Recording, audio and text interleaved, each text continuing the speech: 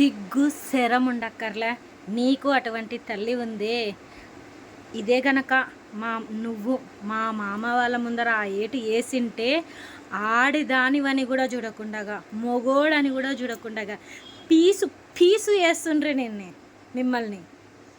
అదే మా వాళ్ళంతా ఇది నింటే నా కళ్ళ ముందర కూడా ఇదే ఇంటే గుడ్డలు కూడా తీసి కొట్టేదాన్ని నేను. ఛీ, సిగ్గులేని జన్మ మీకుంది కదా అటువంటి తల్లి. వాళ్ళకు కూడా అంటే పురుగులు పడి మీ తల్లిగారులు కూడా ఎవరైతే మా అమ్మ వాళ్ళని బాధ పెట్టినారో వాళ్ళ తల్లిగారులు కూడా పురుగులు పడి సావాలి, పురుగులు పడి మరీ చచ్చిపోవాలి.